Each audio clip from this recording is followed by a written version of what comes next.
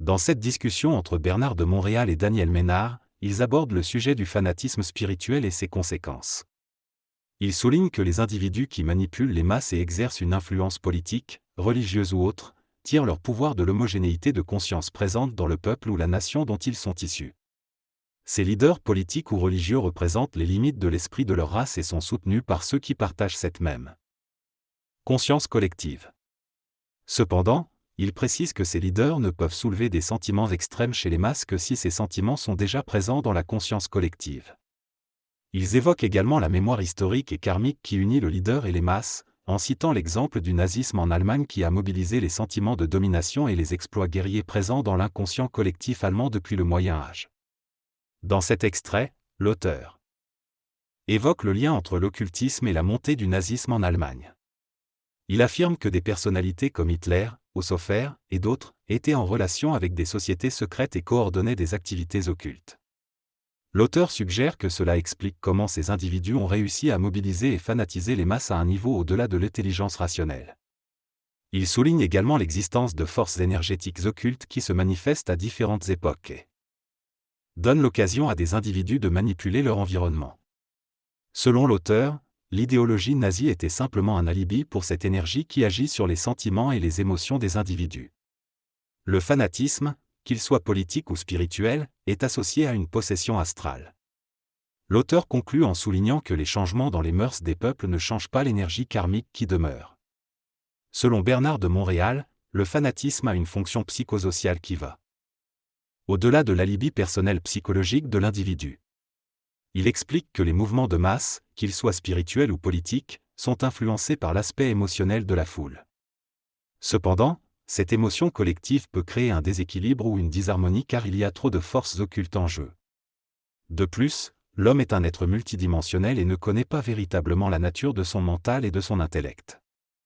Il existe une intelligence universelle qui peut être dangereuse si elle n'est pas maîtrisée, car elle peut créer des courants astraux et inviter à la possession. Les individus qui manipulent les masses sont donc très dangereux, car l'homme n'a pas d'identité propre et est sujet à l'illusion astrale puissante. Le fanatisme est ainsi une expérience de vie pour l'individu qui en est victime, et il est influencé à la fois par des facteurs psychologiques personnels et par la pensée mentale qui exerce son pouvoir sur les masses.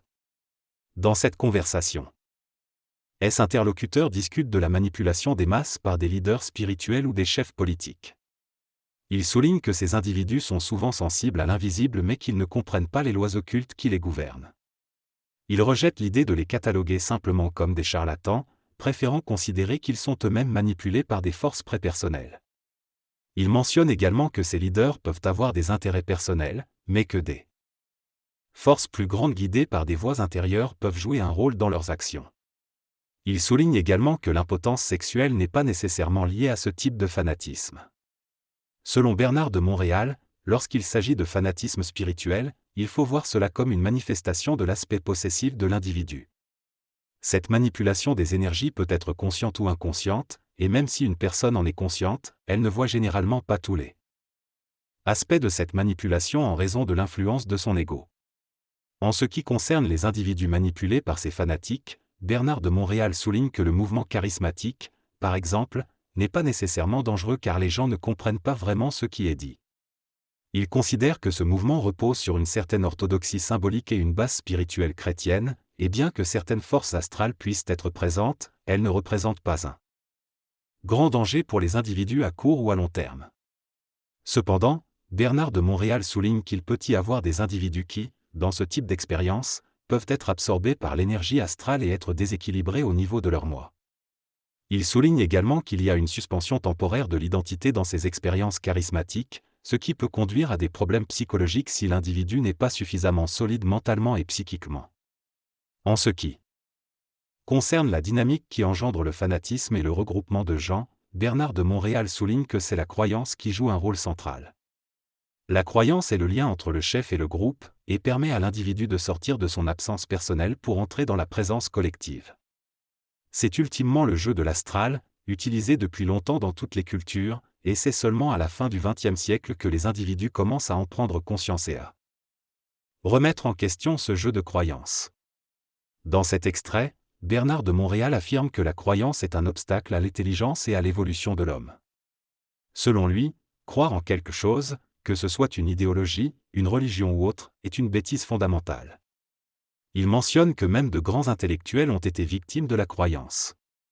Pour lui, la croyance est anti-homme, anti-individualité et anti-intelligence.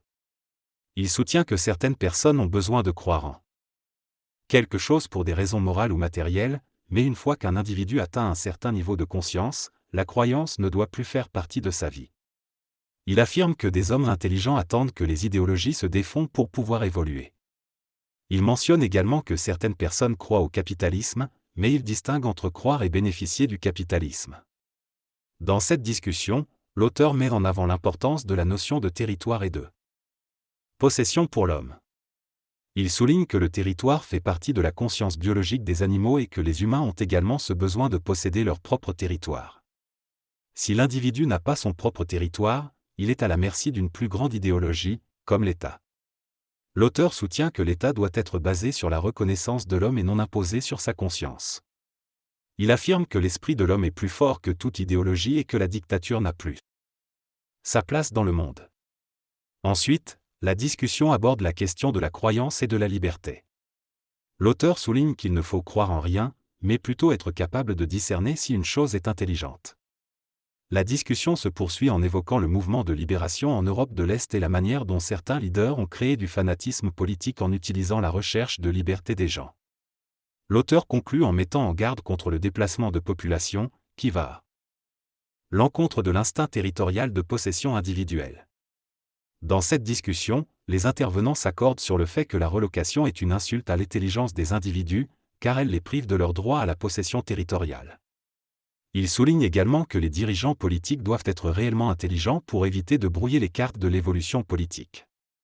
En revanche, il critique fortement certains dirigeants qui se comportent de manière brutale et irrationnelle, contrairement aux dirigeants israéliens, qui agissent en fonction de leur volonté déterminante. Selon eux, la croyance est un mécanisme psychologique qui limite la capacité de voir la réalité telle qu'elle est. Il recommande plutôt de faire confiance à un chef jusqu'à ce qu'il trahisse cette confiance, ce qui justifierait son éviction de la politique.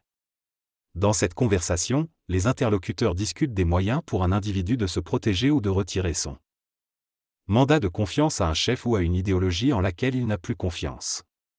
Il souligne que la responsabilité de faire ce choix revient à l'individu lui-même et que cela nécessite de faire preuve d'intelligence et de remettre en question ses croyances. Ils insistent sur le fait que croire en une personne ou en une idéologie pendant de nombreuses années peut avoir des conséquences graves sur la vie de l'individu. Ils abordent également la question des manifestations extraterrestres et soulignent l'importance de ne pas croire aveuglément, car cela peut rendre l'individu vulnérable à l'hypnose et à des manipulations mentales. Il conclut en déclarant que ne pas croire est un état mental supérieur à la conscience subjective de l'ego et qu'il est nécessaire de réaliser que tout ce qui existe peut faire partie d'un mensonge cosmique intégral. Le mensonge cosmique doit être considéré qualitativement plutôt que quantitativement. Il s'agit d'un point de la vie où l'on ne croit plus, caractérisant l'homme de demain qui travaillera avec des sciences grandioses et des espaces-temps différents. Le fait de ne pas croire fait partie de la conscience supramentale, qui ne peut pas croire car il n'y a pas d'insécurité dans ce niveau de conscience. L'homme supramental est toujours en manifestation et a des échanges avec son environnement, mais il crée plutôt qu'il n'absorbe. Son mental est éveillé à la dualité de la vérité et du faux, ce qui le rend impossible à tromper. Le supramental donne confiance par la continuité et la permanence de sa conscience, caractérisée par une conscience prépersonnelle qui exclut les actes influencés par l'astral. Cependant, il faut noter que la permanence ne repose pas sur la vérité, et il y a des individus astralisés qui peuvent sembler permanents mais peuvent être brisés en cours de route. Dans cette discussion, la notion de vérité est remise en question. L'invité, Bernard de Montréal, affirme que la vérité n'existe pas pour un individu conscient, mais que le réel existe. Une réalité peut être considérée comme une vérité pour un individu inconscient. Ainsi, une personne consciente peut être suivie par d'autres personnes qui considèrent sa réalité comme une vérité. Pour se protéger, l'individu conscient doit réaliser que la vérité est une illusion à dépasser pour atteindre sa propre réalité. Quant à celui qui manifeste sa réalité, il laisse les autres personnes avec leurs croyances, car elles deviennent trop lourdes pour lui qui est léger. En conclusion, une personne consciente ne peut fonctionner exclusivement qu'avec d'autres personnes conscientes.